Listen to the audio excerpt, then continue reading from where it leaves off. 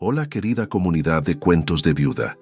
Es un honor compartir con ustedes una historia que, estoy seguro, tocará las fibras más profundas de su corazón. En este mes tan especial de diciembre, donde el espíritu navideño nos envuelve, los invito a que nos cuenten en los comentarios desde qué ciudad nos escuchan. Su voz es el eco de nuestra comunidad, y en esta época de unión y esperanza, les pedimos que se suman a nuestra familia. Si aún no lo han hecho, hagan clic en el botón de me gusta y suscríbanse a nuestro canal. Ayúdennos a alcanzar los 500 suscriptores y a seguir compartiendo estas historias que nos recuerdan el poder inquebrantable del amor y la resiliencia. Quédate conmigo hasta el final, porque esta historia tiene un desenlace que te hará creer en los milagros. El frío de diciembre se colaba por las rendijas de la pequeña casa de adobe, mordiendo la piel de Aurora y sus 4 hijos. Hacía apenas una semana que el féretro de madera barata de Héctor había descendido a la tierra helada del cementerio de Villa Clara, un pueblo que se aferraba a las faldas de los picos del Águila. El sol invernal, pálido y distante, apenas calentaba las cabezas descubiertas de los pocos presentes. Julián, el mayor, de 11 años, mantenía la mandíbula apretada, imitando la estoicidad que había visto en Minustinza, su padre.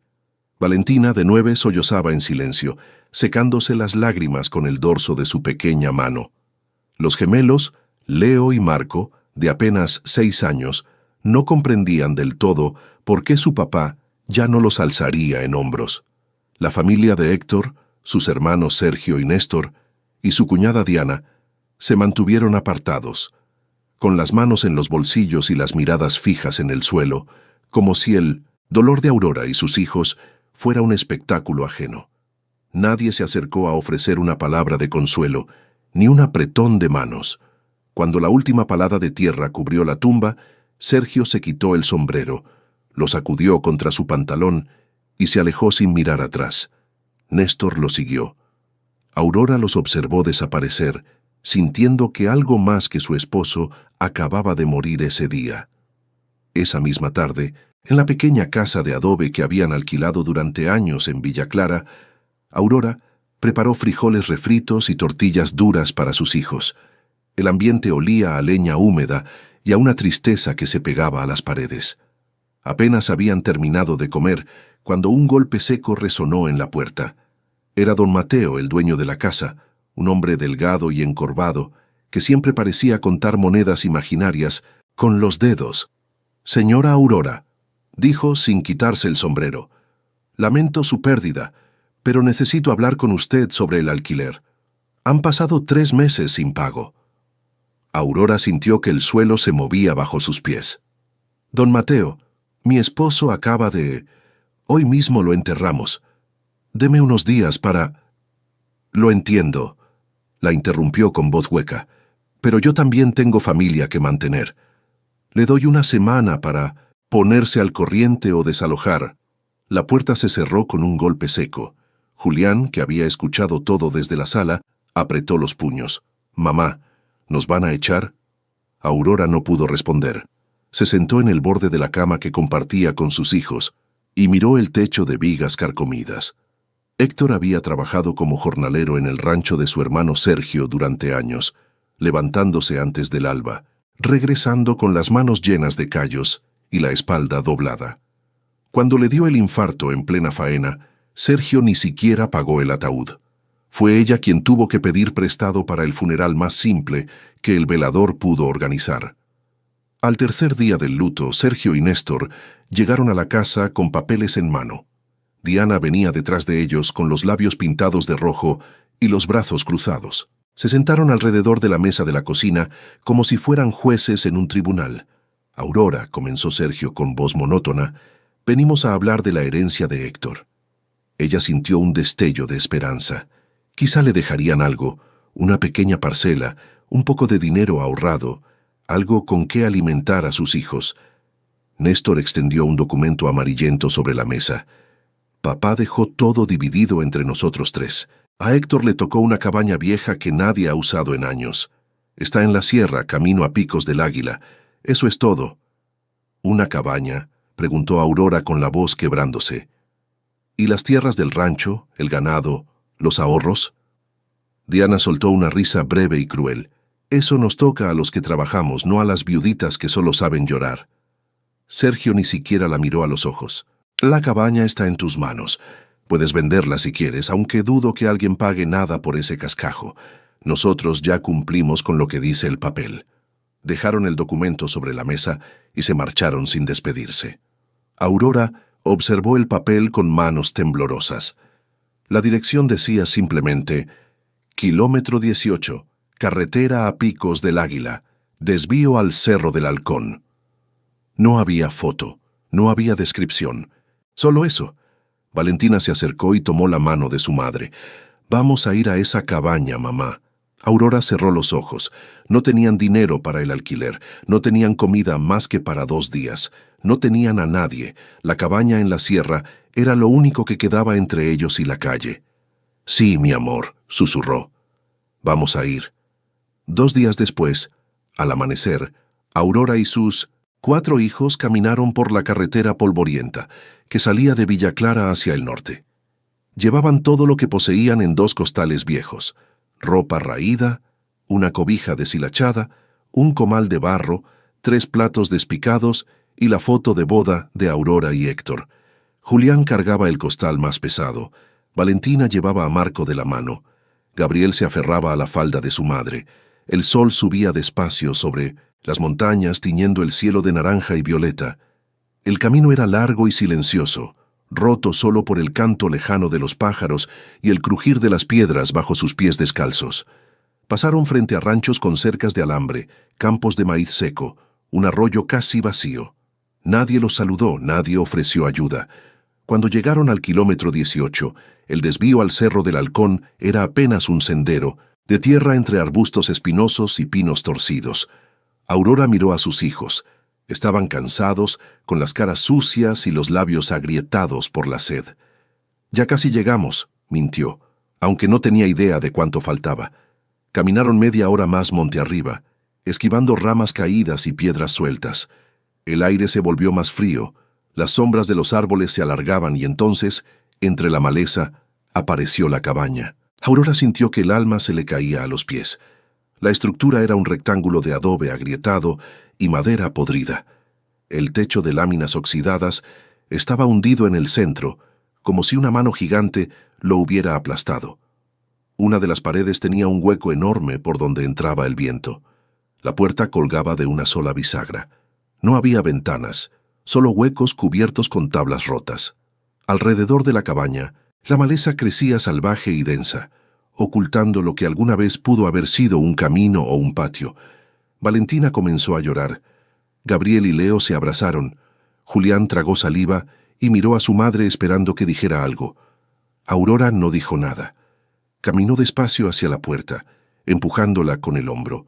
La madera crujió y cedió, abriéndose hacia adentro con un gemido lastimero. El interior era oscuro y olía a humedad, a tierra mojada, a abandono. El piso era de tierra compactada. Las paredes estaban manchadas de moho. En una esquina había un montón de ramas secas y escombros. No había estufa, no había camas, no había nada. Aurora dejó caer los costales al suelo y se sentó sobre uno de ellos. Sus hijos entraron detrás de ella, mirando alrededor con los ojos muy abiertos. «¿Aquí vamos a vivir, mamá?», preguntó Marco con voz temblorosa. Aurora levantó la vista hacia el techo agujereado. A través del hueco podía ver el cielo encendiéndose de rojo, mientras el sol comenzaba a bajar detrás de las montañas. «Sí», respondió con la voz rota, «aquí vamos a vivir». Y entonces, como si el cielo mismo hubiera decidido burlarse de su dolor, comenzó a llover. Las primeras gotas cayeron lentas, casi tímidas, colándose por los agujeros del techo y salpicando el piso de tierra. Luego el aguacero se desató con furia. El viento aullaba entre los pinos, sacudiendo las láminas sueltas del techo. El agua entraba por todos lados, por el hueco de la pared, por la puerta torcida, por las grietas del adobe. En cuestión de minutos el piso se convirtió en lodo. Aurora abrazó a sus 4 hijos en el rincón más seco que pudo encontrar, cubriéndolos con la cobija empapada. temblaban de frío. Valentina lloraba sin hacer ruido. Julián intentaba ser fuerte, pero su labio inferior temblaba. Los gemelos se aferraban a su madre, como si tuvieran miedo de que el viento los arrancara de sus brazos. «Tengo hambre, mamá», murmuró Gabriel. Aurora cerró los ojos. No había comida, no había leña seca para hacer fuego, no había forma de calentar agua. Solo quedaba el silencio roto por la lluvia y el llanto contenido de sus hijos. Cuando por fin todos se durmieron, acurrucados unos contra otros en ese rincón miserable, Aurora se permitió derrumbarse. Las lágrimas vinieron calientes y amargas, mezclándose con la lluvia que le mojaba el rostro. Lloró por Héctor, lloró por la injusticia de sus cuñados, lloró por sus hijos, lloró por ella misma. Y en medio de ese llanto desesperado, con el cuerpo entumecido por el frío y el alma rota en 1000 pedazos, Aurora levantó la mirada hacia el techo agujereado y susurró con rabia y dolor: «Dios, ¿dónde estás? ¿Por qué me has abandonado?». El viento respondió con un aullido largo y fantasmal, y entonces en la oscuridad algo bajo sus manos se movió. No era el lodo, no era una piedra, era algo sólido, algo que no debería estar ahí. Aurora abrió los ojos y miró hacia abajo. Sus dedos habían tocado algo duro enterrado bajo la tierra del piso. La lluvia había cesado cerca del amanecer, dejando el aire frío y pesado. Aurora llevaba horas despierta con los ojos fijos en el agujero que había comenzado a cavar con las manos la noche anterior. Sus hijos seguían dormidos, respirando con suavidad bajo la cobija húmeda. El sol apenas asomaba entre las grietas del techo, pintando líneas doradas sobre el piso lodoso. Volvió a meter los dedos en la tierra blanda. El objeto seguía ahí, firme, resistiéndose a salir. No era una piedra, tampoco un pedazo de madera podrida. Era algo envuelto, protegido. Con cuidado apartó más lodo, cavando en círculos alrededor de la forma rectangular que comenzaba a revelarse. Sus uñas se partieron, sus manos sangraron, pero siguió cavando. Cuando por fin logró desprenderlo del suelo, lo sostuvo con ambas manos. Era un bulto pesado envuelto en una tela gruesa que alguna vez había sido blanca, pero ahora estaba manchada de tierra y humedad. Alguien lo había enterrado con intención. Alguien lo había escondido ahí debajo del piso de esa cabaña abandonada, esperando que nadie lo encontrara, o esperando que alguien lo hiciera. Aurora desenvolvió la tela con manos temblorosas.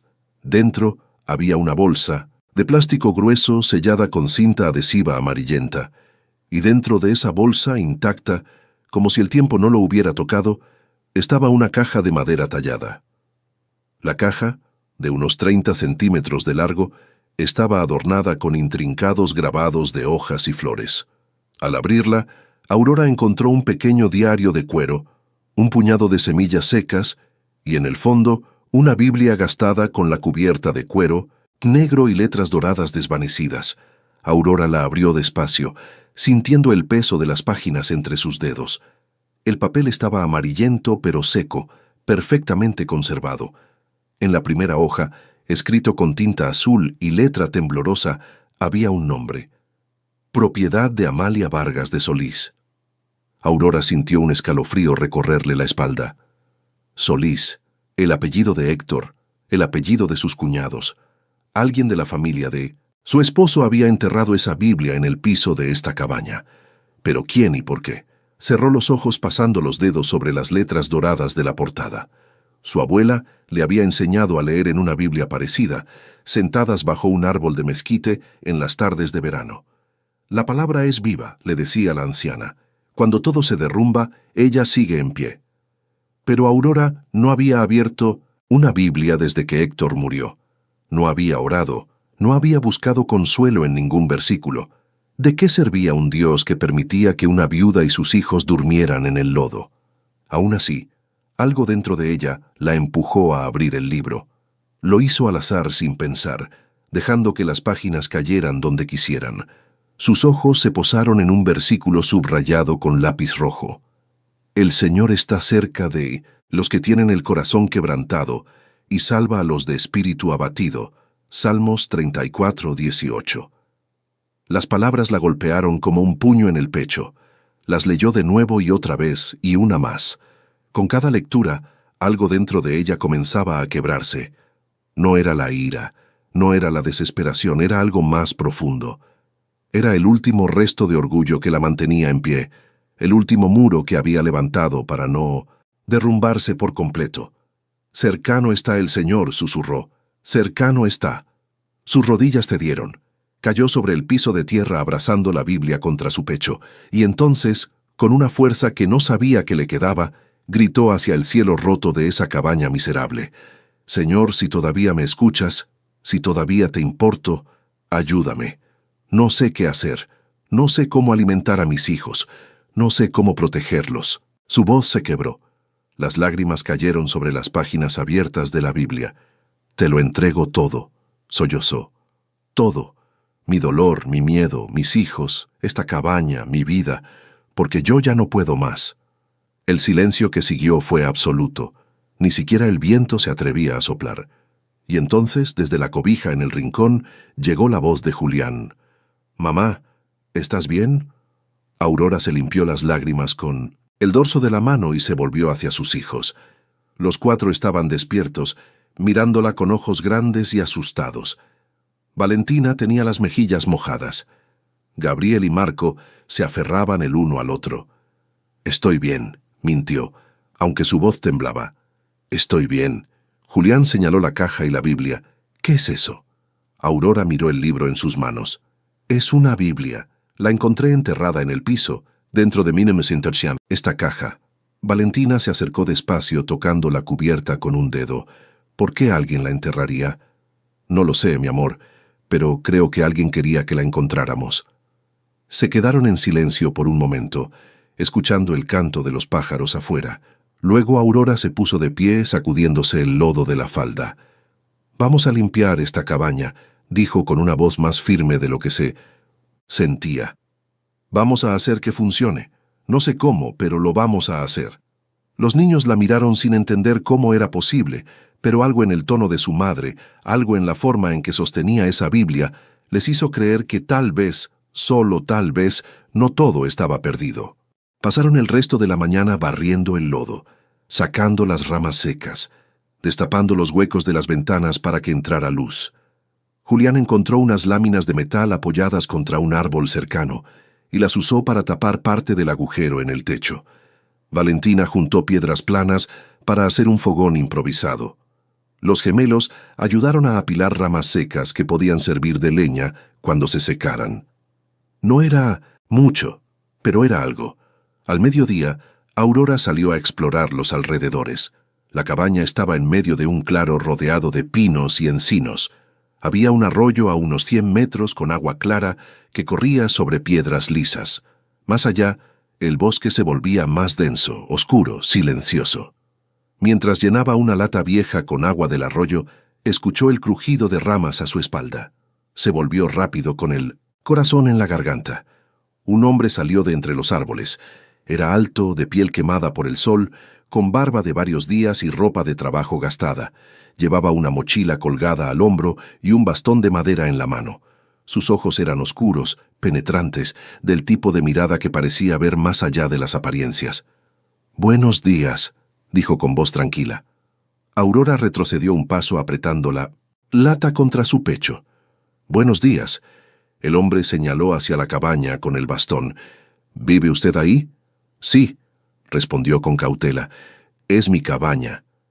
Él asintió despacio, como si estuviera considerando algo. «Esa cabaña lleva abandonada más de 20 años. Pensé que nadie volvería a habitarla. Pues aquí estamos». El hombre la observó en silencio por un momento, luego miró hacia el cielo, entrecerró los ojos y dijo algo que Aurora no esperaba. «La providencia tiene planes extraños, ¿verdad?» Antes de que ella pudiera responder, él señaló el camino por donde había venido. «Voy de paso hacia Villa Clara, pero si necesita algo, comida, herramientas, lo que sea, hay un pueblo pequeño a 3 kilómetros al oeste. Pregunte por don Teodoro en la tienda. Dígale que lo manda el caminante. Él le dará crédito». «¿Por qué haría eso?», preguntó Aurora con desconfianza. El hombre sonrió, apenas una sonrisa triste y cansada. «Porque así funciona la vida. A veces uno recibe, a veces uno da, y a veces, cuando menos lo esperas, la providencia pone ángeles en tu camino, disfrazados de extraños. Sin esperar respuesta, se dio la vuelta y siguió caminando por el sendero, desapareciendo entre los árboles como si nunca hubiera estado ahí. Aurora se quedó inmóvil con el agua fría salpicándole las manos. Las palabras del hombre resonaban en su mente. Ángeles disfrazados de extraños. Volvió corriendo a la cabaña, con el corazón latiéndole rápido. Julián estaba afuera intentando clavar una tabla sobre el hueco de la pared. «Mamá, ¿quién era ese hombre?» «No lo sé», respondió Aurora, «pero creo que nos acaba de dar una oportunidad». Esa misma tarde, mientras el sol comenzaba a bajar y las sombras se alargaban sobre el claro, algo sucedió en la carretera principal, 3 kilómetros al este. Una camioneta blanca avanzaba despacio por el camino polvoriento, con las ventanas abiertas y la música apagada. Al volante iba un hombre de unos 40 años con lentes oscuros y una cámara colgada al cuello. Se llamaba Lucas Méndez y era fotógrafo de una pequeña revista digital que cubría historias humanas en comunidades rurales. Llevaba 2 días recorriendo la Sierra del Halcón buscando una historia interesante, algo real, algo que conmoviera. Hasta ahora no había encontrado nada más que paisajes bonitos y pueblos tranquilos. Pero cuando pasó frente al desvío del Cerro del Halcón, algo dentro de él se detuvo. No fue un pensamiento claro, no fue una voz audible, fue más como una sensación, un jalón interno, una urgencia que no podía explicar.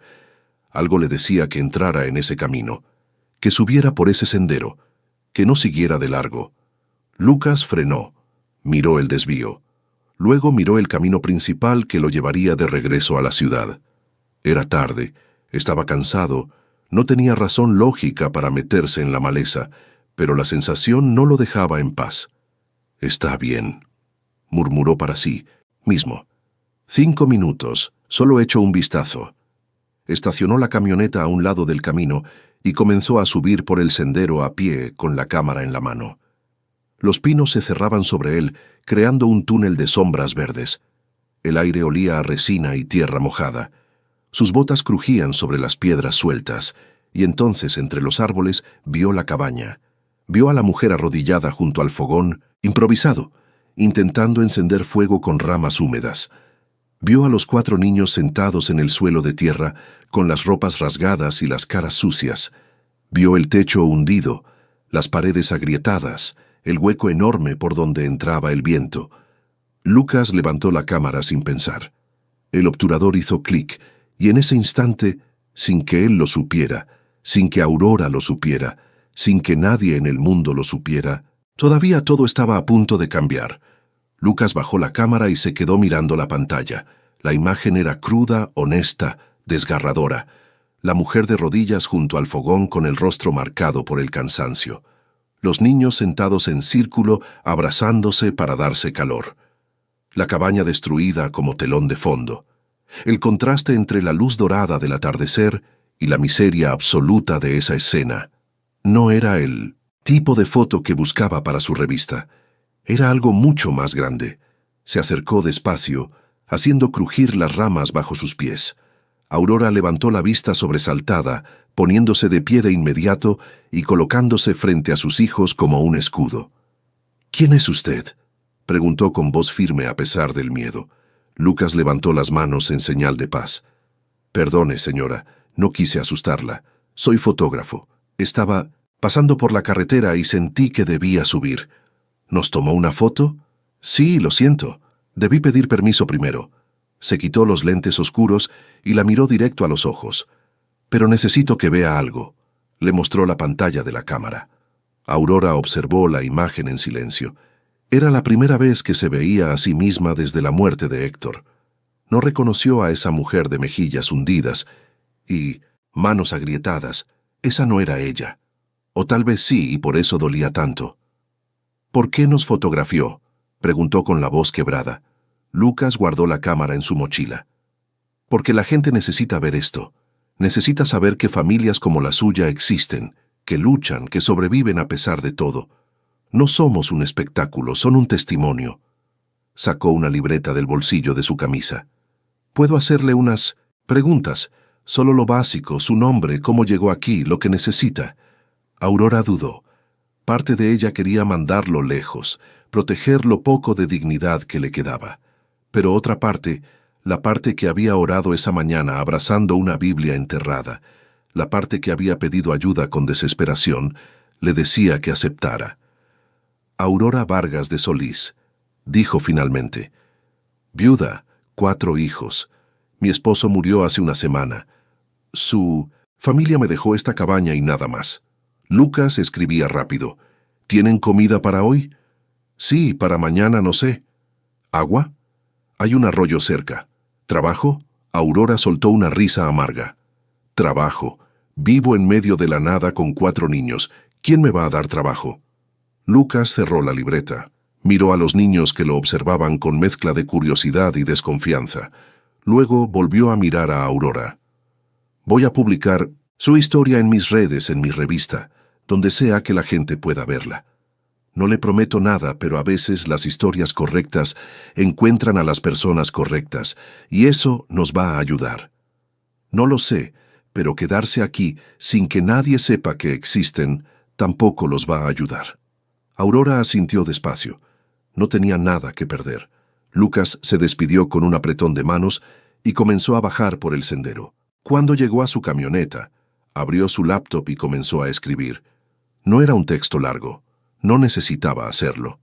En las montañas de Picos del Águila, a 3 kilómetros de cualquier ayuda, vive una viuda con 4 hijos en una cabaña que está a punto de caerse. No tienen comida, no tienen ropa, no tienen esperanza, pero siguen en pie. ¿Alguien puede ayudar a esta familia? Adjuntó la foto, la subió a Facebook, Instagram y Twitter. Etiquetó a grupos de ayuda comunitaria, organizaciones civiles, medios de comunicación locales.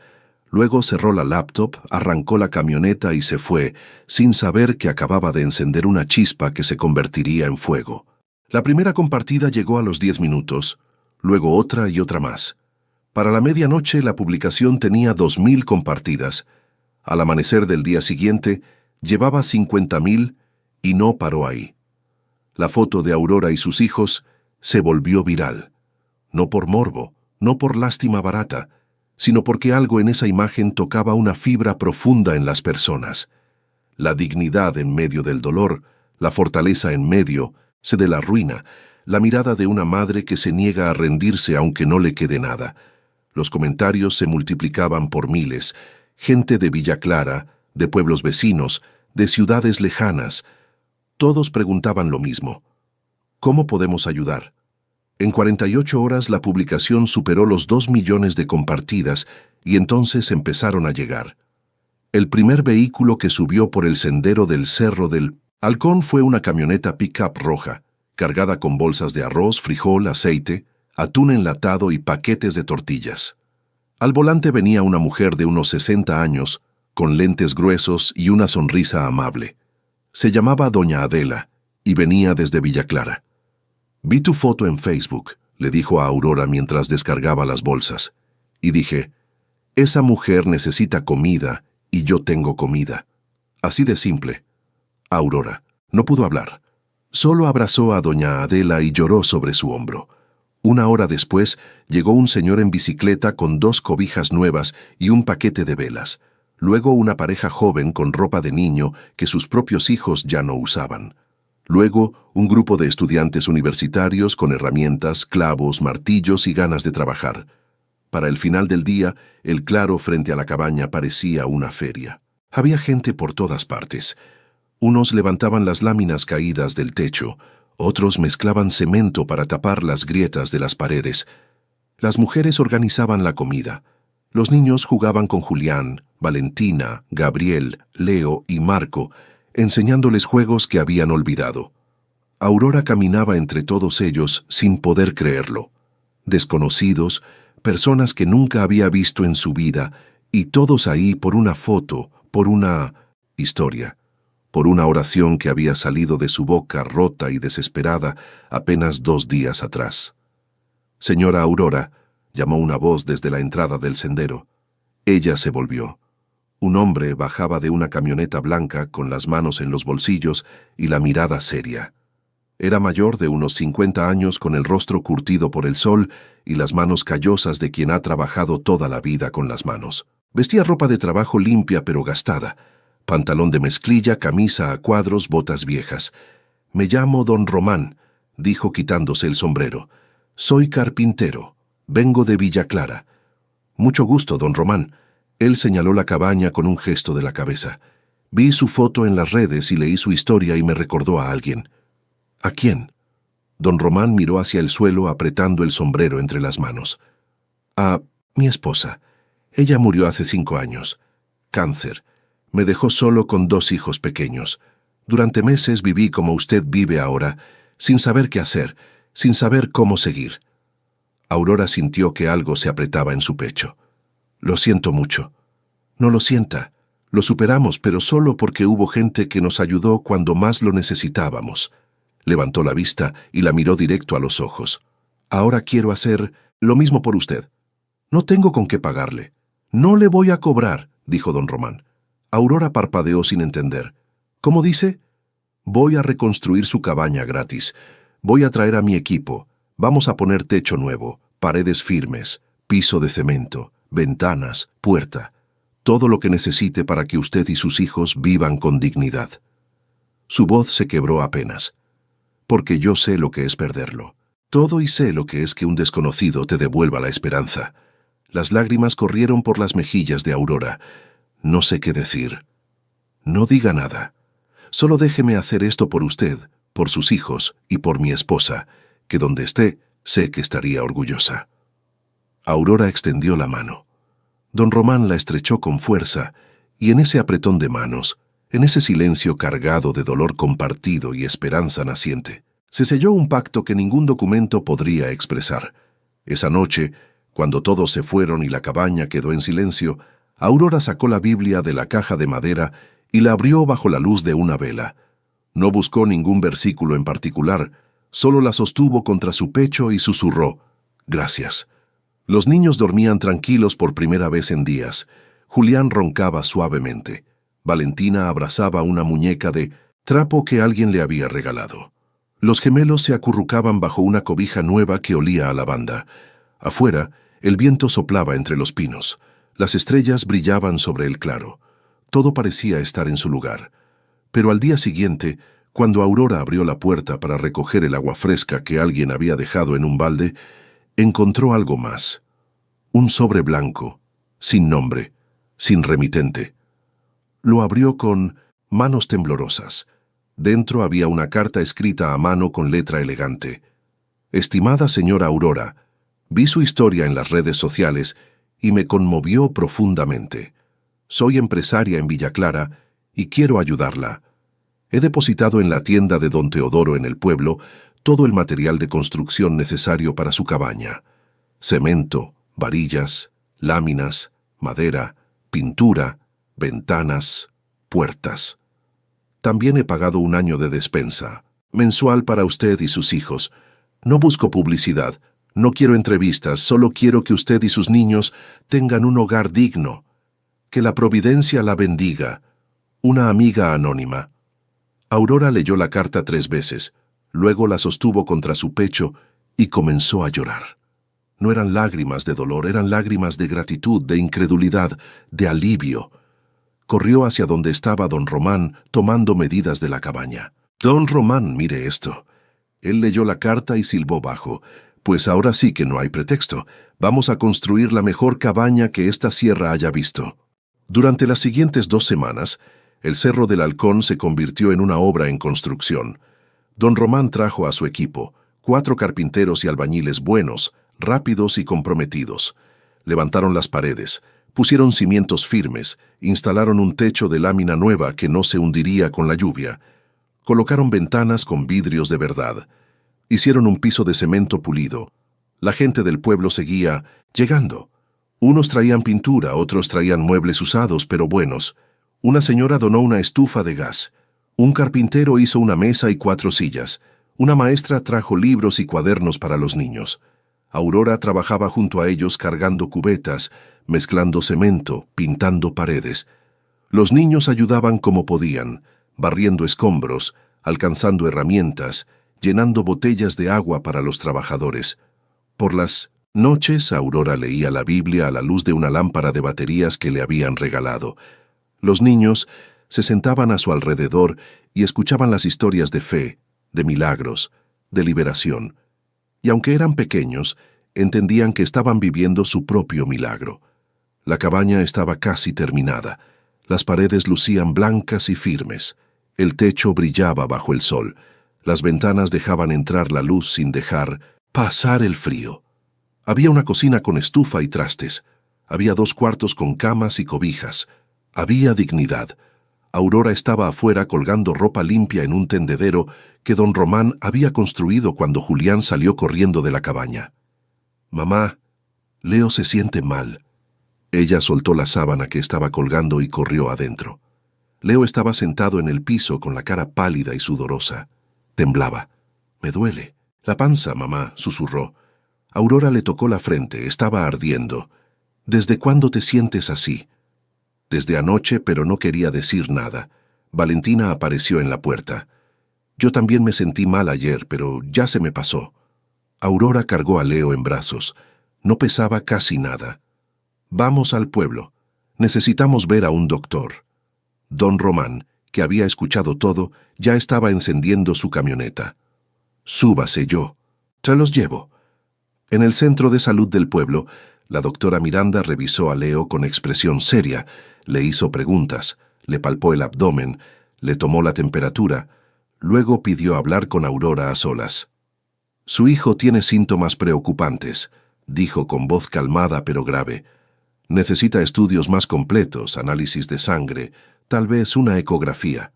Hay un hospital en la ciudad de Villa Clara que puede hacerlos». ¿Pero qué?» La doctora Miranda dudó. «Pero cuesta dinero y no es poco».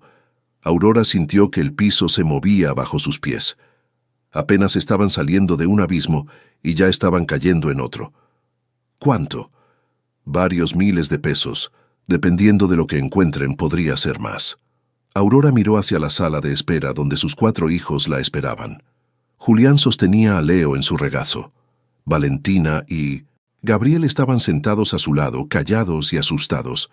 «Doctora», dijo con la voz temblando, «hace un mes no tenía ni una cabaña y de la nada la gente me ayudó. Me levantaron, me dieron esperanzas y pudieron hacer eso. ¿Cree que puedan ayudarla otra vez?» Aurora cerró los ojos.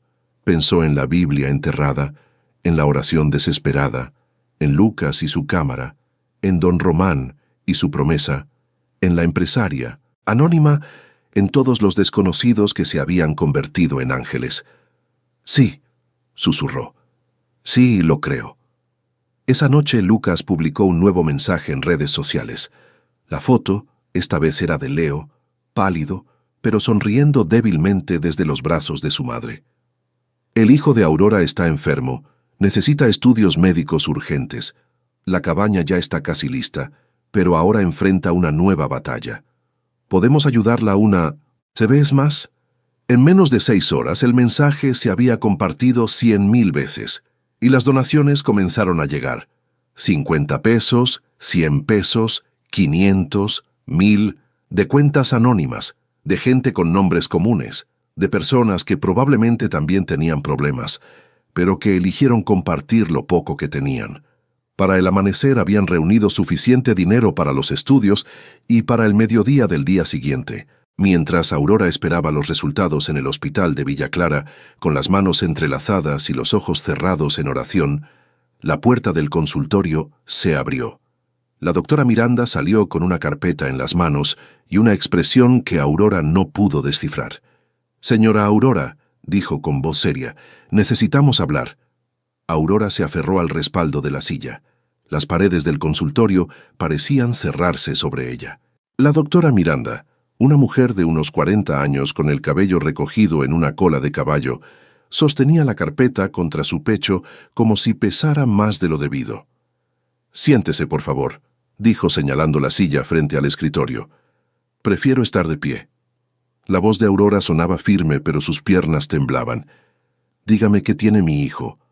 La doctora Miranda abrió la carpeta y extendió unas hojas con números, gráficas y términos médicos que Aurora no entendía.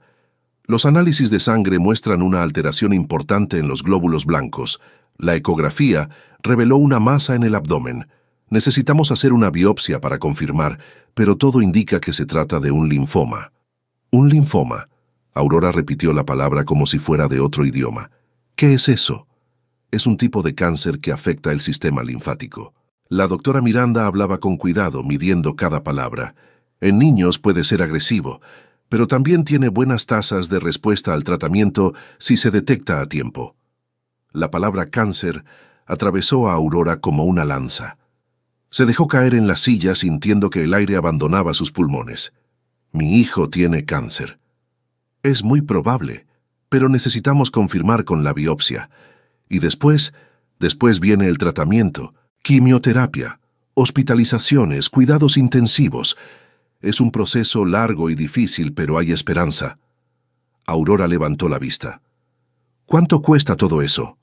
La doctora Miranda cerró la carpeta. Mucho. Estamos hablando de cientos de miles de pesos. El Seguro Popular cubre parte, pero no todo.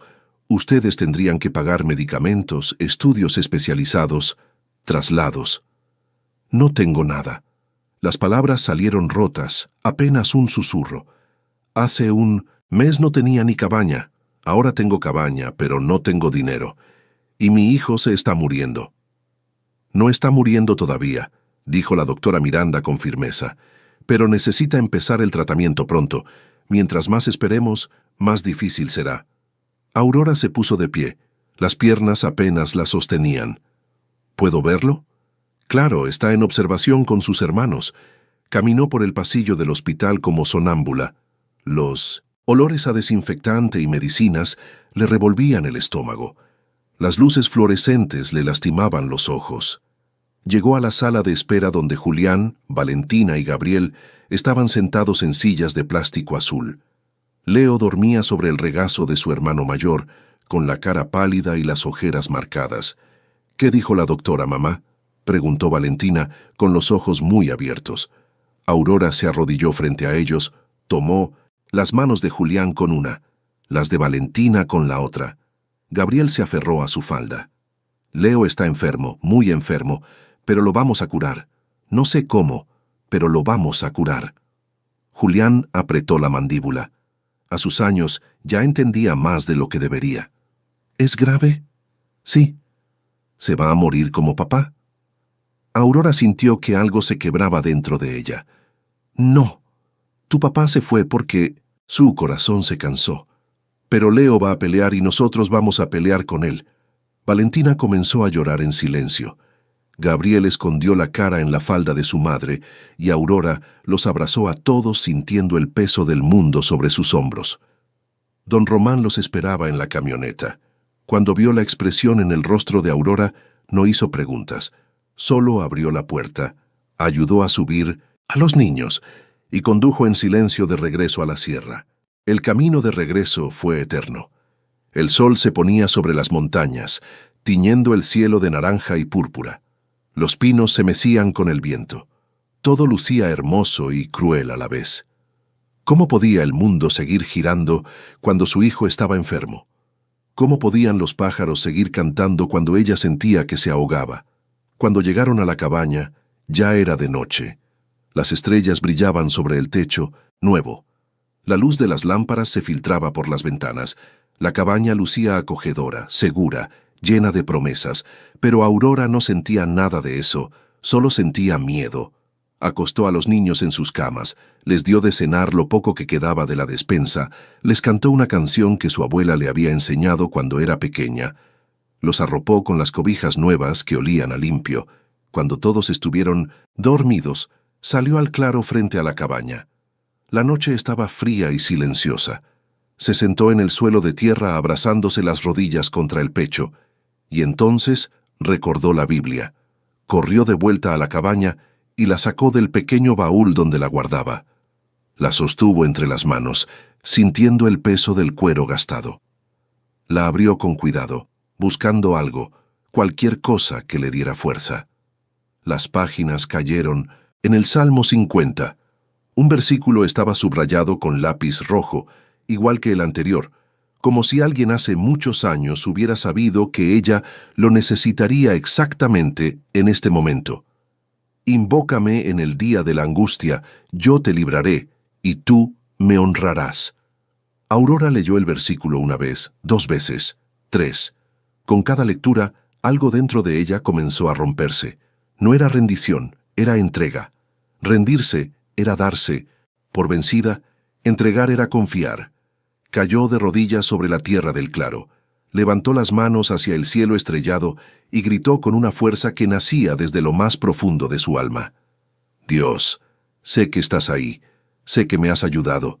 Me diste esta cabaña, me mandaste gente buena. Me levantaste cuando estaba en el suelo, pero ahora mi hijo se está muriendo y no sé qué hacer. Su voz se quebró. Las lágrimas caían calientes sobre la tierra fría. No te pido riquezas, no te pido comodidad, solo te pido que salves a mi hijo. Por favor, Señor, no me lo quites. Ya perdí a mi esposo. No puedo perder a Leo. No puedo. El viento sopló entre los pinos, arrastrando hojas secas. La noche respondió con su silencio profundo, pero Aurora siguió orando con una fe que no venía de entender, sino de necesitar. Una fe, desesperada, una fe de madre que se aferra a la última tabla en medio del naufragio. Invócame en el día de la angustia, susurró repitiendo el versículo. Invócame, y yo te libraré, y tú me honrarás. Respiró hondo. Está bien, Señor, te estoy invocando. Libra a mi hijo y yo te honraré todos los días de mi vida, te lo prometo. Se quedó ahí de rodillas hasta que el frío le entumió las piernas y el cielo comenzó a aclararse en el este. Cuando finalmente se puso de pie, no sentía alivio, no sentía certeza, pero sentía algo parecido a la paz, una paz extraña, frágil, que no dependía de las circunstancias, sino de algo más grande. Entró a la cabaña. Los niños seguían dormidos. Se sentó junto a Leo y le acarició el cabello. «Vas a estar bien», le susurró. «No sé cómo, pero vas a estar bien». Al amanecer, Lucas llamó a su teléfono. Era un celular viejo que alguien le había regalado durante la reconstrucción. «Señora Aurora, soy Lucas. Acabo de enterarme. ¿Cómo está Leo?» «Grave. Tiene cáncer. Necesita tratamiento urgente». Hubo un silencio del otro lado. Luego, «Voy a hacer otra publicación. La gente respondió una vez. Van a responder otra vez. Se lo prometo. Lucas, no quiero que piensen que solo busco dinero. No es buscar dinero, es buscar ayuda. Y la gente quiere ayudar, déjelos hacerlo». Colgó el teléfono. Media hora después su celular comenzó a sonar sin parar. Mensajes, llamadas, notificaciones. Lucas había publicado la noticia y las personas estaban respondiendo. En la tienda de don Teodoro, el viejo comerciante instaló una alcancía con un letrero, «Para el hijo de doña Aurora». En 24 horas se llenó 2 veces. En las redes sociales la historia volvió a viralizarse, pero esta vez con más fuerza, más rabia, más indignación. La gente no entendía cómo una familia que acababa de salir del abismo estaba cayendo de nuevo y decidieron que no iba a pasar. Se organizaron colectas en escuelas, rifas en mercados, conciertos benéficos en plazas públicas. Una estación de radio en Villa Clara dedicó todo un día a recaudar fondos. Una cadena de supermercados puso cajas de donación en todas sus sucursales y la empresaria anónima, aquella que había pagado los materiales de la cabaña, volvió a aparecer, esta vez con un cheque tan grande que Aurora tuvo que leerlo 3 veces para creer que era real. «¿Por qué hace esto?», le preguntó Aurora cuando la mujer llegó a la cabaña en una camioneta negra. La empresaria, una mujer de unos 50 años, con el cabello gris y los ojos verdes, sonrió con tristeza. «Porque yo también tuve un hijo enfermo y gente buena me ayudó a salvarlo. Ahora él tiene 20 años y estudia medicina. Esto no es caridad, es gratitud que pasa de mano en mano». Extendió el cheque. «Este dinero cubre el tratamiento completo, la quimioterapia, las hospitalizaciones, los medicamentos, todo lo que necesite su hijo para curarse». Aurora tomó el cheque con manos temblorosas. Era más dinero del que había visto en toda su vida. «No sé cómo agradecerle». «No me lo agradezca a mí, Agradézcale a la providencia, y cuando su hijo esté sano, ayude a alguien más. Así es como funciona. La mujer se fue tan rápido como había llegado, dejando detrás solo el eco de sus palabras y la promesa de un futuro. Leo comenzó el tratamiento 2 días después, en el Hospital General de Villa Clara. La quimioterapia fue brutal. El niño vomitaba, perdía el cabello, lloraba de dolor en las noches. Aurora dormía en una silla junto a su cama, sosteniéndole la mano, cantándole canciones, leyéndole la Biblia. Julián, Valentina y Gabriel se quedaban con don Román y su familia en Villa Clara. Los niños los visitaban los fines de semana trayendo dibujos, flores del campo, palabras de ánimo. «Vas a estar bien, Leo», le decía Valentina. «Dios te va a curar». Y Leo, débil y cansado, sonreía apenas. «Lo sé». Los meses pasaron lentos y pesados. Hubo momentos en que Aurora creyó que todo estaba perdido. Momentos en que los doctores movían la cabeza con preocupación. Momentos en que las enfermeras bajaban la voz al hablar de pronósticos. Pero Leo seguía luchando y Aurora seguía orando. 6 meses después del diagnóstico, la doctora Miranda entró al cuarto con una sonrisa. Era la primera vez que Aurora la veía sonreír. «Señora Aurora», dijo con voz emocionada, «tengo buenas noticias». Aurora se puso de pie tan rápido que la silla cayó al suelo. «¿Qué pasó?» «Los últimos estudios muestran que el tumor ha desaparecido por completo. No hay rastro de células cancerígenas. Leo está en remisión». El mundo se detuvo. El tiempo se congeló. Aurora miró a su hijo, que la observaba desde la cama con los ojos muy abiertos. «¿Eso quiere decir que estoy curado?», preguntó Leo. La doctora Miranda asintió. «Sí, mi amor, estás curado». Aurora cayó de rodillas junto a la cama. Tomó la mano de Leo entre las suyas y la apretó contra su frente. Las lágrimas caían sin control, pero esta vez eran lágrimas de alegría, de gratitud, de fe cumplida. «Gracias», susurró. «Gracias, Dios, gracias». Leo le acarició el cabello. «No llores, mamá. Ya estoy bien». Pero Aurora no podía parar. Lloró por todo lo que habían vivido, por todo lo que habían perdido, por todo lo que habían ganado. Lloró por Héctor, que no estaba ahí para ver a su hijo sano. Lloró por la cabaña ruinosa que se había convertido en hogar. Lloró por la Biblia enterrada que le había devuelto la fe, y cuando finalmente pudo hablar solo dijo: «Dios es bueno». Lucas publicó la noticia esa misma noche. La foto era de Leo sonriendo con su cabeza rapada, pero sus ojos brillantes abrazando a su madre. Leo está curado. El niño que todos ayudaron a salvar está sano. Gracias a cada persona que compartió, que donó, que oró. Este es el poder de la bondad humana. La publicación se compartió 3 millones de veces en 2 días. Los comentarios eran miles.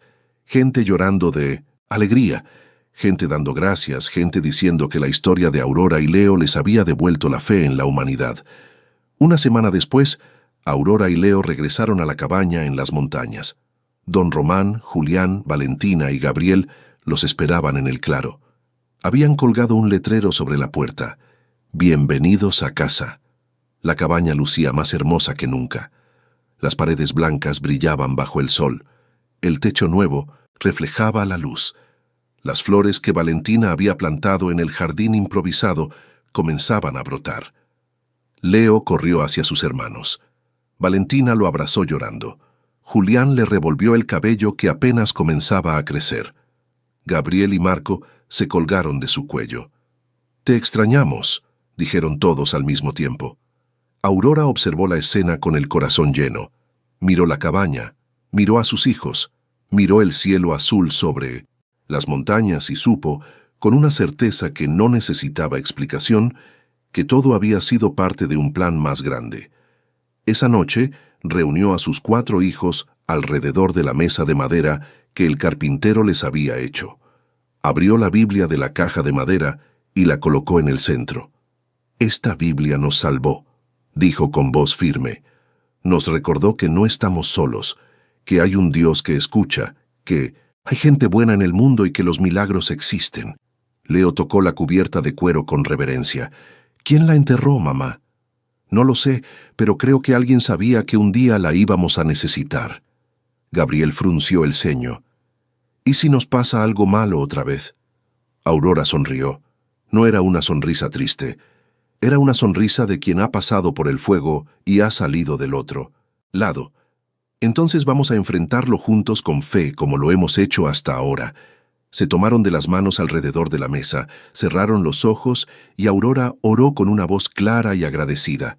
Gracias, Señor, por esta cabaña, por la comida en nuestra mesa, por la salud de mis hijos, por cada persona que nos ayudó cuando más lo necesitábamos, y gracias por recordarnos que nunca estuvimos solos.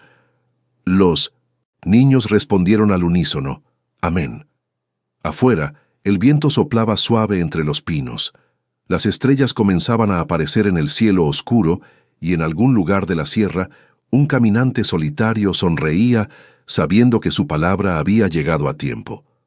Pero la historia no terminaba ahí, porque al día siguiente, cuando Aurora bajó al pueblo a agradecer personalmente a don Teodoro, encontró algo que le heló la sangre, un sobre negro con su nombre escrito en letras rojas y dentro una sola frase que lo cambiaría todo otra vez. La cabaña que te dieron no es tuya. Nunca lo fue. Aurora sostuvo el sobre negro como si quemara. Sus manos temblaban. El mercado de Villa Clara bullía a su alrededor con el ruido de los vendedores, pregonando verduras, el regateo de las señoras, el llanto de los niños. Pero ella no escuchaba nada, solo el latido de su propio corazón golpeando contra sus costillas. Don Teodoro salió de detrás del mostrador limpiándose las manos en el delantal. —¿Qué pasa, doña Aurora? Se puso pálida. Ella le mostró el sobre. —¿Quién dejó esto? El viejo comerciante se rascó la cabeza. —Un muchacho que no conozco. Llegó hace una hora en una motocicleta. Preguntó por usted. Dejó eso y se fue. No. Dijo su nombre. ¿Cómo era? Joven, 20 y tantos años, con lentes oscuros, vestido de negro. Don Teodoro frunció el ceño. ¿Está en problemas? Aurora no respondió. Volvió a leer la nota. La cabaña que te dieron no es tuya. Nunca lo fue. Las letras rojas parecían sangrar sobre el papel. Necesito ver a un abogado, murmuró. El licenciado Solís tiene un despacho en la plaza. Él la puede orientar. Aurora caminó rápido por las calles empedradas del pueblo. El sol de mediodía caía implacable. El sudor le corría por la espalda. Llegó a un edificio de 2 pisos con un letrero descolorido. Lic, Solís, abogado. Subió las escaleras de 2 en 2. La secretaria, una mujer mayor con lentes de media luna, la hizo esperar 20 minutos. Cuando finalmente entró al despacho, el licenciado Solís estaba sentado detrás de un escritorio, cubierto de papeles y carpetas polvorientas. Era un hombre gordo de unos 60 años, con bigote canoso y una expresión de fastidio permanente. «Siéntese», dijo sin levantar la vista de un documento. Aurora se sentó en el borde de la silla. «Licenciado, necesito su ayuda, me llegó esta nota». Le extendió el sobre negro. Solís lo tomó, leyó la nota y la dejó caer sobre el escritorio como si no tuviera importancia. «Ya sé, y me están amenazando. Dicen que mi cabaña no es mía». «¿Tiene escrituras?» Aurora tragó saliva. «No, bueno, sí. Mis cuñados me dieron un papel cuando murió mi esposo. Decía que la cabaña me tocaba a mí. Tráigalo, lo tengo en la cabaña». «Entonces vaya por él. Sin ese documento no puedo ayudarla». Solís volvió a concentrarse en sus papeles. Siguiente. Aurora salió del despacho con la frustración ardiendo en el pecho. Regresó a la sierra caminando rápido, casi corriendo. Cuando llegó a la cabaña, los niños estaban jugando afuera. Leo perseguía a Marco entre los árboles. Valentina hacía trenzas con flores. Julián reparaba una cerca que se había caído. «Mamá, ¿qué pasó?», preguntó Julián al verla entrar como tromba. «Nada, todo está bien». Mentira, nada estaba bien. Buscó en el baúl donde guardaba los pocos documentos que tenía. Joe, acta de matrimonio, las actas de nacimiento de los niños, el acta de defunción de Héctor. Y ahí, doblado y amarillento, estaba el papel que Sergio le había entregado. Lo desdobló con cuidado. Era un documento escrito a máquina fechado 25 años atrás. Decía que el señor Octavio Solís, padre de Héctor, Sergio y Néstor, dividía sus bienes entre sus 3 hijos. A Héctor le tocaba la propiedad, ubicada en el kilómetro 18 de la carretera a Picos del Águila, conocida como la Cabaña del Cerro del Halcón. Parecía legítimo, tenía firma, tenía testigos, pero algo no encajaba. ¿Por qué alguien diría que no era suya si el papel lo decía claramente? Al día siguiente, Aurora volvió al despacho del licenciado Solís con el documento en mano. Él lo leyó en silencio, moviendo los labios mientras repasaba cada línea. Luego levantó la vista. Este papel no es una escritura legal. Aurora sintió que el piso se abría bajo ella. ¿Qué? Es solo un convenio familiar. No está registrado en el registro público de la propiedad. Técnicamente, esta cabaña sigue a nombre del Tumusintusetus, señor Octavio Solís. Y si él murió sin hacer testamento oficial, ¿qué significa eso? Solís se reclinó en su silla, haciendo crujir el respaldo. Significa que cualquiera de los herederos puede reclamar esa propiedad, incluso venderla sin su consentimiento. El aire abandonó los pulmones de Aurora. Pero la reconstruimos, invertimos dinero, la gente donó materiales, es nuestra cabaña. Las mejoras no le dan derecho legal sobre el terreno. Solís juntó las manos sobre el escritorio. Mi consejo, hable con sus cuñados, lleguen a un acuerdo, que le firmen una cesión de derechos ante notario. Eso le dará seguridad jurídica. Y si no quieren, entonces prepárese para un litigio largo y costoso, y probablemente lo pierda. Aurora salió del despacho con las piernas temblorosas. Afuera el sol seguía brillando. Los niños seguían jugando en las calles. El mundo seguía girando como si nada, pero su mundo se estaba desmoronando otra vez. Esa noche, después de acostar a los niños, Aurora se sentó en el pequeño porche que don Román había construido. La luna llena iluminaba el claro con luz plateada. Los grillos cantaban entre los pinos. Todo lucía pacífico, pero ella no sentía paz. Escuchó pasos sobre la tierra. Don Román apareció caminando por el sendero con una linterna en la mano. «Don Román, ¿qué hace aquí tan tarde?» Vi su luz encendida y me imaginé que algo andaba mal. Se sentó en el escalón junto a ella. «Cuénteme». Aurora le contó todo. La nota, el abogado, el documento inválido, el miedo de perder la cabaña. Don Román escuchó en silencio, asintiendo de vez en cuando. Cuando ella terminó, él se quitó el sombrero y lo giró entre las manos. «Doña Aurora, ¿puedo decirle algo que aprendí cuando perdí a mi esposa?» «Dígame». «Aprendí que el mundo está lleno de gente mala, que quiere quitarte lo poco que tienes, pero también está lleno de gente buena dispuesta a defender lo que es justo». La miró directo a los ojos. «Usted no está sola en esto. Todos los que la ayudamos a construir esta cabaña, vamos a ayudarla a defenderla. No quiero causarles problemas». «No es problema, es justicia». Se puso de pie. «Deje que yo investigue un poco. Conozco gente. A lo mejor podemos encontrar algo que el abogado ese no vio». Se fue dejando tras de sí una pequeña chispa de esperanza. Los días siguientes fueron tensos. Aurora no les contó nada a los niños. No quería preocuparlos, pero Julián, que ya tenía 12 años y era más observador de lo que parecía, notó que algo andaba mal. «Mamá, ¿estamos en problemas otra vez?», le preguntó una tarde mientras ayudaba a lavar los platos. Aurora dudó, luego decidió que mentirle no tenía sentido. «Tal vez alguien dice que esta cabaña no es nuestra». «¿Y eso qué significa?» «Significa que tal vez tengamos que irnos». Julián dejó caer el trapo en el agua.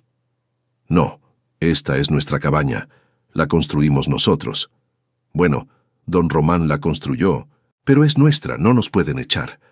A veces la vida no es justa, hijo. Entonces hay que hacerla justa». La determinación en la voz de su hijo le recordó a Héctor. Tenía su misma terquedad, su mismo fuego. Una semana después, don Román regresó con noticias. Traía una carpeta vieja llena de papeles amarillentos. Se sentaron en la mesa de la cocina mientras él extendía los documentos. «Fui al registro público de la propiedad en Villa Clara. Investigué el historial de esta propiedad». Señaló uno de los papeles. La cabaña estaba originalmente a nombre de Amalia Vargas de Solís. Aurora sintió un escalofrío. Ese es el nombre que está en la Biblia. Exacto. Amalia era la abuela de su esposo. Murió hace 30 años. Dejó la cabaña a su hijo Octavio, el padre de Héctor. Pero Octavio nunca registró la herencia. Cuando él murió, la cabaña quedó en el limbo legal. ¿Eso me ayuda o me perjudica? Le ayuda porque encontré algo más. Sacó otro documento. Amalia hizo un testamento, y en ese testamento especifica que la cabaña debe pasar al nieto que más la necesite. No dice cuál nieto, dice el que más la necesite.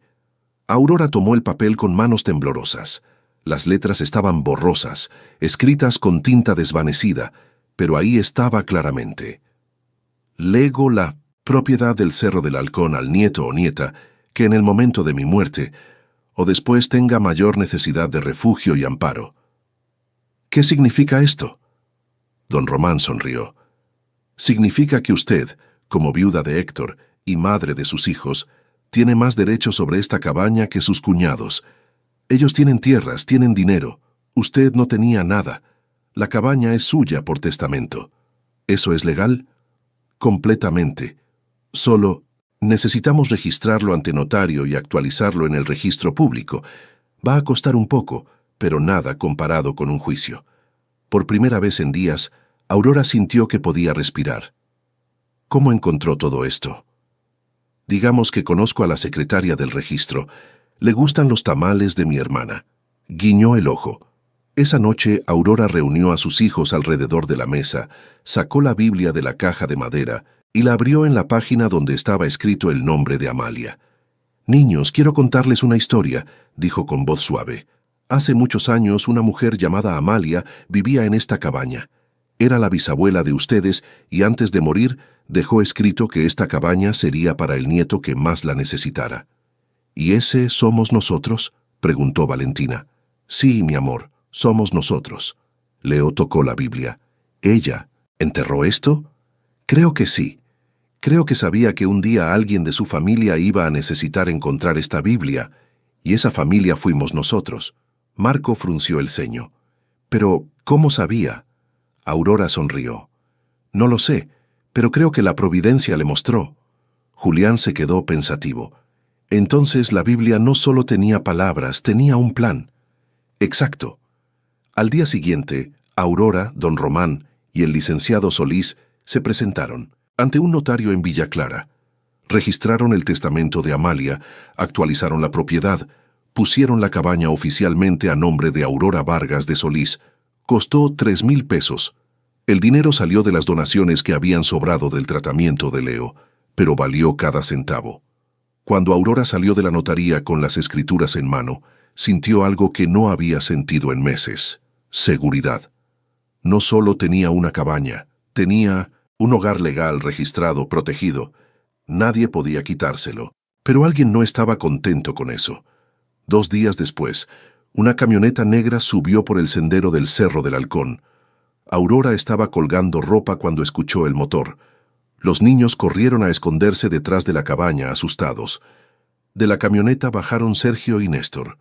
Venían vestidos con botas nuevas, camisas planchadas y sombreros caros.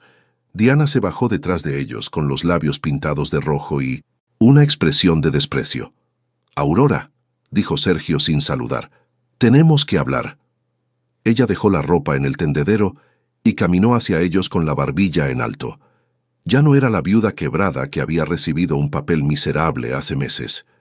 Era otra mujer, una mujer que había peleado, que había orado, que había vencido. «Hablen», dijo con voz firme. Néstor sacó un papel del bolsillo. «Esta cabaña nos pertenece. Papá nos la dejó a los 3, no solo a Héctor. Y tú no tienes derecho a quedarte con ella. Están equivocados». Aurora sacó las escrituras de su bolsa. «Esta cabaña me la dejó Amalia Vargas. Su testamento es claro y ya está registrado legalmente». Sergio le arrebató el papel de las manos y lo leyó rápido. Su rostro se puso rojo. «Esto es trampa. Tú manipulaste todo». «No manipulé nada. Solo encontré la verdad que ustedes escondieron». Diana se adelantó. «Eres una lagarta, una aprovechada. Te quedas con lo que no te corresponde. Aurora no retrocedió. Me quedé con lo que me correspondía por necesidad. Ustedes tienen ranchos, ganado, tierras. Yo no tenía nada y esta cabaña era para quien más la necesitara. Eso dice el testamento. Vamos a pelear esto, amenazó Sergio. Vamos a ir a los tribunales. Háganlo. Aurora cruzó los brazos. Pero van a perder y van a quedar como lo que son, gente que le quitó todo a una viuda y a sus hijos. El silencio que siguió fue denso, cargado de rabia contenida. Sergio apretó el papel en su puño. Néstor escupió en el suelo. Diana soltó una risa amarga. «Esto no termina aquí», dijo Sergio antes de subirse a la camioneta. Los tres se fueron levantando una nube de polvo. Aurora los observó alejarse sin parpadear.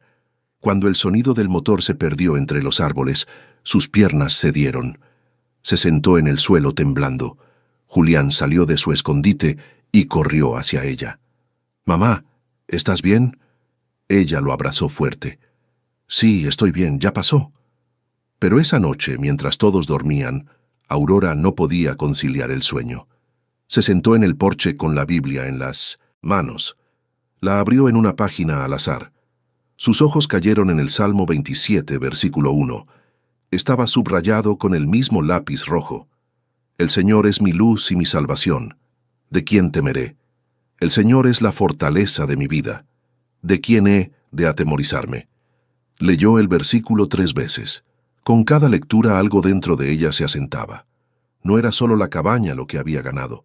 Era la certeza de que no estaba sola. Nunca lo había estado. Se quedó ahí bajo las estrellas, sintiendo la brisa fría de la sierra sobre su rostro. Y por primera vez desde que Héctor había muerto, sintió que todo iba a estar bien. Pero en algún lugar del pueblo, en una cantina oscura y llena de humo, Sergio y Néstor bebían tequila y planeaban su venganza. Y en la mañana siguiente, cuando Aurora bajara al arroyo por agua, encontraría algo que le helaría la sangre.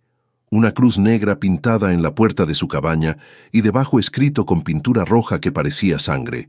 «Esto no termina aquí». Aurora se quedó paralizada frente a la puerta de su cabaña. La cruz negra era tosca, pintada con brocha gruesa. La pintura roja que formaba las palabras «Esto no termina aquí» aún no se había secado del todo y escurría hacia abajo como lágrimas de sangre. El balde con agua del arroyo se le cayó de las manos, derramándose sobre sus pies descalzos. «Mamá». La voz de Valentina llegó desde adentro. «¿Por qué tardas?» Aurora reaccionó rápido. No podía dejar que los niños vieran eso. Se quitó el rebozo y lo colgó sobre la puerta cubriendo la amenaza. Entró con una sonrisa forzada que no alcanzaba sus ojos. «Todo bien, mi amor. Se me cayó el agua. Voy por más». Pero Julián ya estaba en la ventana, mirando hacia afuera con el ceño fruncido. Había visto algo. Aurora lo supo por la forma en que apretaba la mandíbula, igual que su padre cuando algo lo enfurecía. «Julián, ven a ayudarme con el desayuno», dijo con voz firme. El niño obedeció, pero su mirada decía que sabía y que no iba a quedarse callado. Después de dar de comer a los niños y mandarlos a jugar al arroyo, con la instrucción estricta de no separarse, Aurora bajó corriendo al pueblo. El camino de 3 kilómetros nunca le había parecido tan largo. El sol quemaba. El polvo se le metía en los zapatos rotos. El corazón le latía tan fuerte que le dolía el pecho. Llegó a la comandancia de policía jadeando. Era un edificio pequeño de adobe con una bandera mexicana descolorida colgando sobre la puerta. Adentro, un solo agente dormitaba en una silla con los pies sobre el escritorio. «Oficial», dijo Aurora golpeando el escritorio, «necesito reportar una amenaza». El hombre abrió un ojo, bostezó y se desperezó como gato. «¿Qué tipo de amenaza?» «Pintaron una cruz negra en mi puerta con palabras amenazantes». «¿Vio quién fue?» «No, pero sé quiénes fueron». El oficial se rascó la barriga. «Señora, si no tiene pruebas no puedo hacer nada. ¿Tiene fotos, testigos?» «No, pero...» «Entonces lo siento. Venga cuando tenga algo concreto». Volvió a cerrar los ojos. Aurora salió de ahí con la rabia quemándole la garganta. Caminó directo a la tienda de don Teodoro. El viejo estaba acomodando latas en un estante. Don Teodoro, necesito usar su teléfono. Claro, doña Aurora. ¿Pasó algo? Sí, pero primero necesito hacer una llamada. Llamó a Lucas, le contó todo. La nota anónima, la visita de los cuñados, las escrituras, la amenaza en la puerta. Él escuchó en silencio. Cuando ella terminó, su voz sonó firme y decidida. Voy para allá y voy a traer gente. Esto se tiene que saber. Lucas, no quiero más problemas. Señora Aurora, usted no causó los problemas. Los problemas llegaron a buscarla, pero esta vez no va a enfrentarlo sola. Colgó. Aurora se quedó ahí parada, sosteniendo el teléfono, sintiendo algo parecido al alivio, pero también al miedo, porque sabía que las cosas estaban a punto de escalar. Y tenía razón. Esa misma tarde, Lucas llegó a la cabaña con su camioneta. No venía solo. Con él venían don Román, doña Elena, el licenciado Solís y un grupo de vecinos de Villa Clara, algunos con cámaras de sus teléfonos, otros con herramientas, todos con rostros serios y decididos. «Aurora», dijo Lucas abrazándola, «no estás sola». Don Román se acercó a la puerta y miró la cruz negra.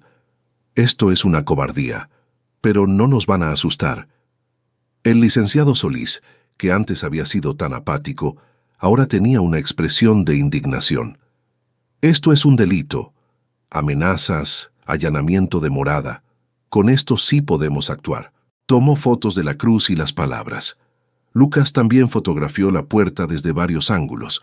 Doña Elena y otras mujeres trajeron cubetas de agua y jabón. En cuestión de minutos, la cruz negra y las palabras rojas fueron borradas de la puerta, pero no de la memoria de Aurora. Al día siguiente, el licenciado Solís presentó una denuncia formal ante la Fiscalía de Villa Clara, adjuntando las fotos y las escrituras de La Cabaña.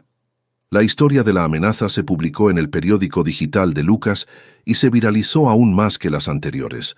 La gente de la sierra, indignada, comenzó a organizarse. Se formaron grupos de vigilancia vecinal en el Cerro del Halcón. Los hombres del pueblo se turnaban para hacer rondas nocturnas alrededor de la cabaña de Aurora.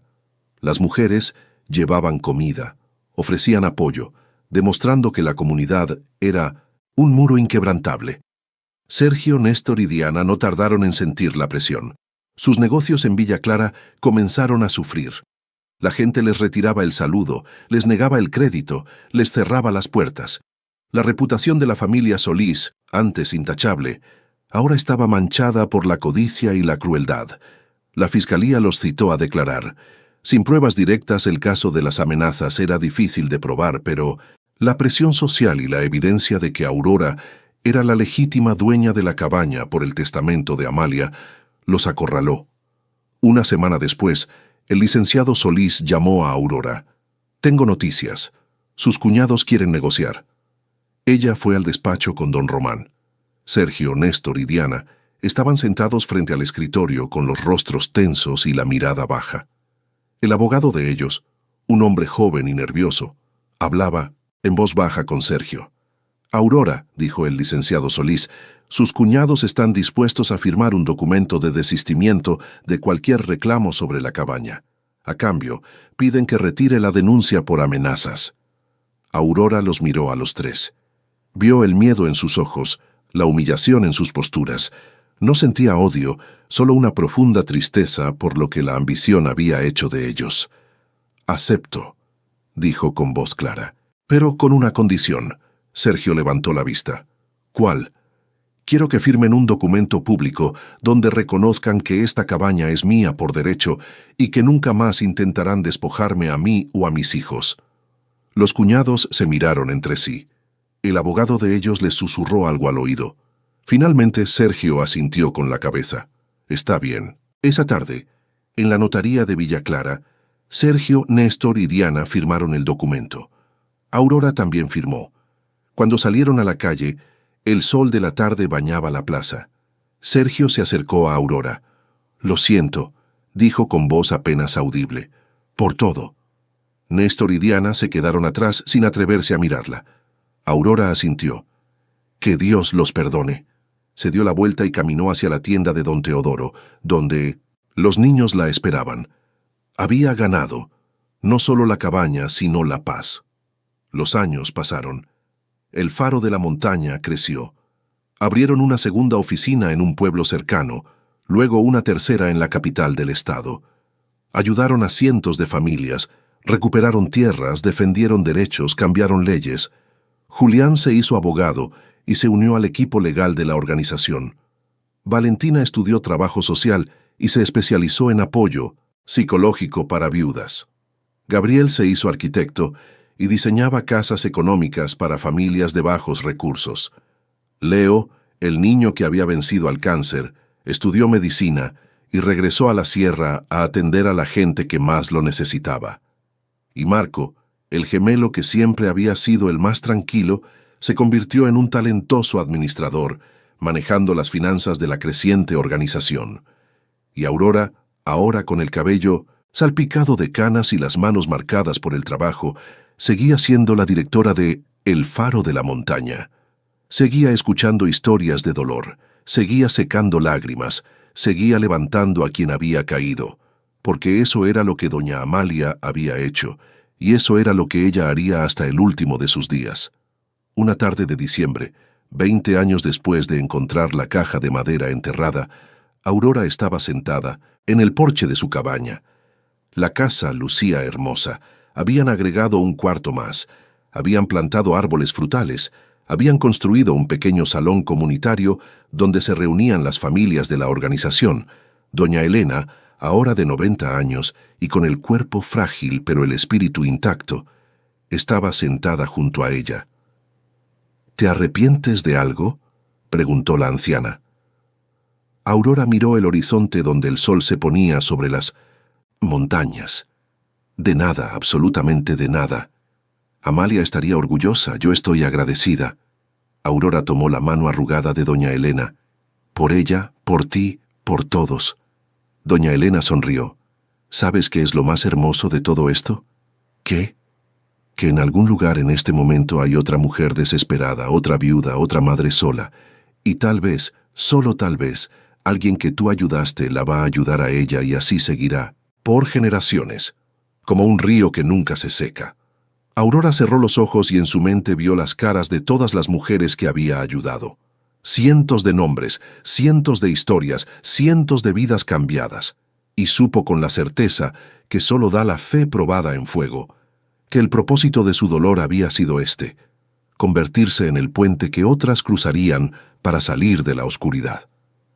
Gracias, Dios, susurró, por la cabaña ruinosa que se convirtió en hogar, por la caja que me encontró cuando más la necesitaba y por darme la oportunidad de devolver lo que me diste. El viento sopló suave entre los pinos. Las estrellas comenzaron a aparecer en el cielo púrpura y en algún lugar de la sierra, una mujer joven con 2 niños pequeños caminaba por un sendero polvoriento buscando refugio.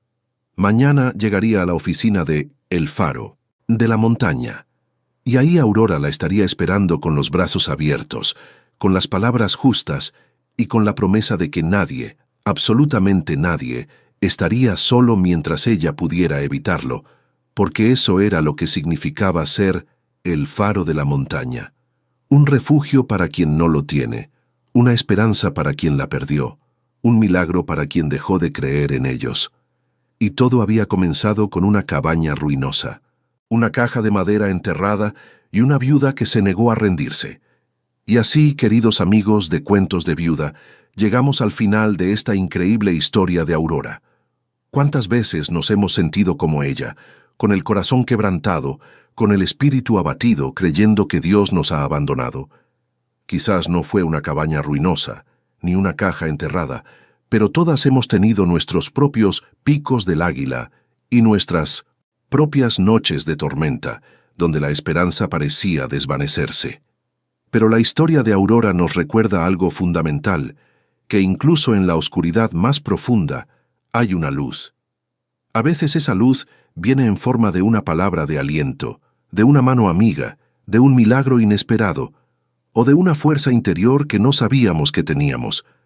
Como Aurora, Muchas de ustedes han sido despojadas, humilladas, olvidadas, pero también, como ella, tienen la capacidad de levantarse, de luchar, de transformar su dolor en un propósito que no solo las salve a ustedes, sino que también ilumine el camino de otras.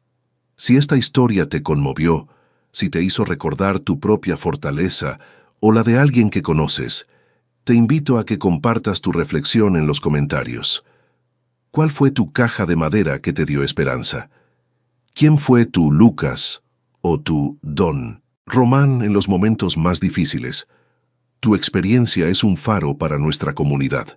Y si aún no eres parte de nuestra familia, te animo a que te suscribas a Cuentos de Viuda y actives la campanita para no perderte ninguna de estas historias que nos inspiran a seguir adelante. Juntas somos más fuertes. Juntas somos un faro de esperanza.